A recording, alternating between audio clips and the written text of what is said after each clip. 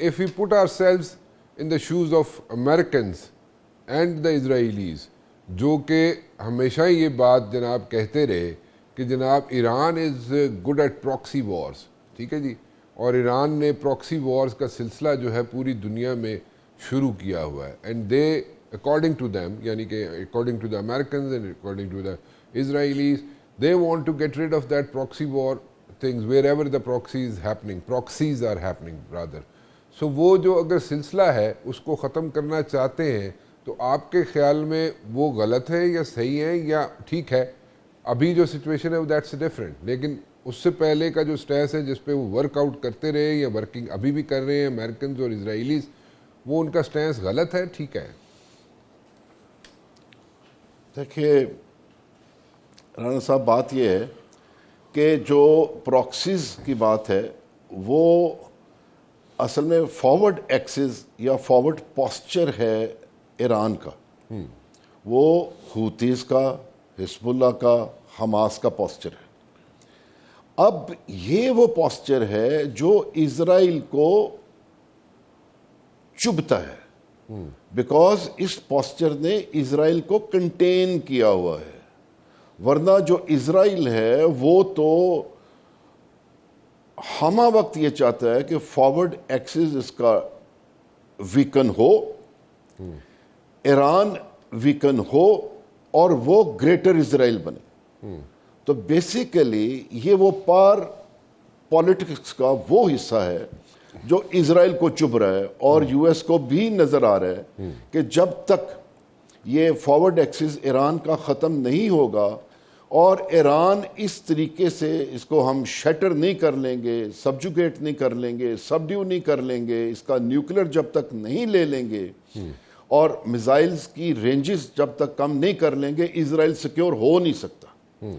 तो राणा साहब जहन में रखिए कि इस वॉर की यूएस को ज़रूरत नहीं थी। यूएस बहुत दूर है, उसको कोई ख़तरा नहीं है। तो ये जंग की क्यों गई है? वो जंग इसलिए की गई है कि इजराइल को सिक्योर किया जाए, इजराइल को एम्पावर किया जाए कि वो कल को ग्रेटर इजराइल बन सके। तो ये जो फॉरवर्ड एक्सिस है ये उस गेम का हिस्सा है। और इजराइल, आप देखिएगा ये यूएन के एड्रेसेस वगैरह मिस्टर नेतन्याहू ने जाके किए हैं, वो कैसे उन्होंने ईरान को एज अ कर्स कहा है और किस तरीके से वो रेड मार्कर के साथ फिर वो नक्शे पे लकीर लगा के जो सारे ऑयल है, सारे रिसोर्सेज पाइपलाइंस के ज़रिए जो जीसीसी के हैं वो मेडिटेरेनियन सी में ले गए।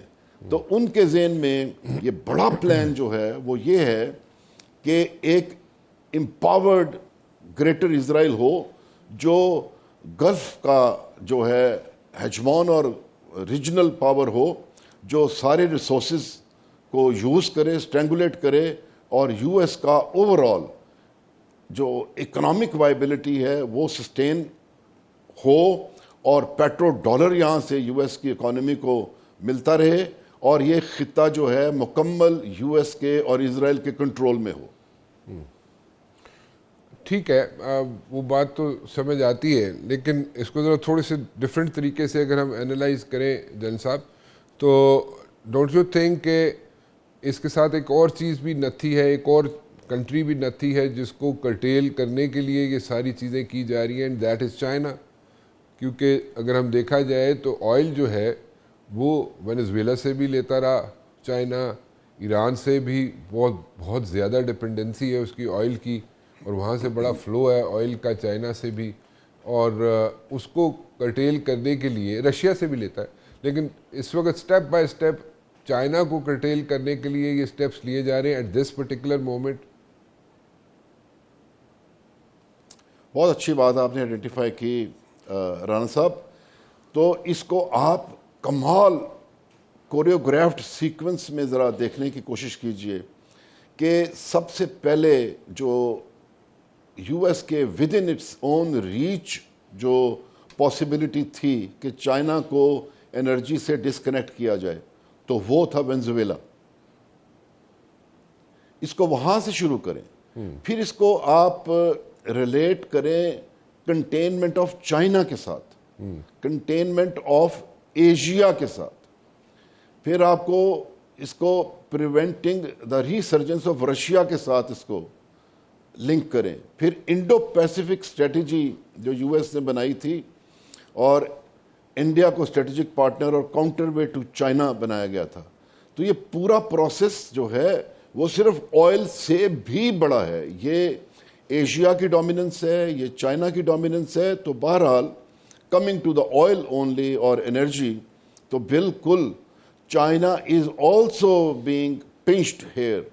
और वेनेजुएला से ऑनवर्ड फिर ईरान से एनर्जी का कट ऑफ होना, और फिर फ्यूचर में देखिए कि एक एरोडेड शैटर्ड ईरान जब होगा, एशिया का हिस्सा होगा, पार्ट ऑफ चाइनाज इन्फ्लुएंस होगा, तो उस वक्त भी कितना कमज़ोर होगा। तो basically it is focusing on China as well, and I agree with you. ठीक है, अभी जो विजिट आ रहा है जन साहब, जो रशिया जा रहा है, एक डेलीगेशन, बड़ा हाई पावर डेलीगेशन जाएगा रशिया। मैं रशिया की बात पहले करना चाहूँगा और मस्कत की बाद में कर लूँगा, लेकिन रशिया जो विज़िट करने जा रहे हैं, जैसे कैस्पियन सी आपके सामने है, that lake is engaged by the Russians and the Iranians, और वो स्टेट्स हैं विच दो states which drifted away from Soviet union, वो 4-5 स्टेट्स वहाँ पे इंगेज होती है सिर्फ और सिर्फ। वहाँ पे और किसी फोर्स का आना जाना नहीं है, ना कोई और फोर्स कैस्पियन सी में जा सकती है, आ सकती है। सो इस वक्त ईरान का रशिया में जाना और वहाँ पे जाके मुलाकात करना, वहाँ पे बैठना, डू यू सी कोई बहुत big time breakthrough coming up for Iran, और या something else is happening in the backdrop? जी राणा साहब, जो फिजिकली आप कैस्पियन सी और बॉर्डर्स और ये देख रहे हैं, मेरे ख्याल में अर्जेंसी इससे कहीं ज़्यादा है।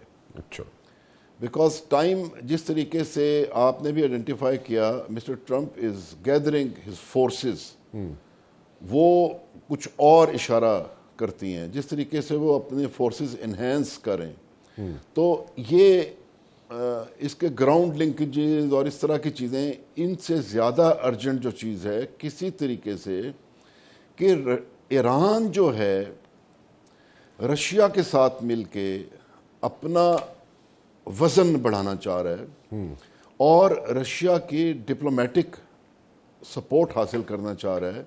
रशिया से वो स्ट्रेंथ एक्वायर करना चाह रहा है जो कि उसको मिले। रशिया को भी इस पूरे प्रोसेस में रेलेवेंट करना चाह रहा है। तो अभी आपको मैं थोड़ा सा ब्रीफली बताऊं, आपने तो कहा कि मस्कत वाली बात बाद में हो जाएगी,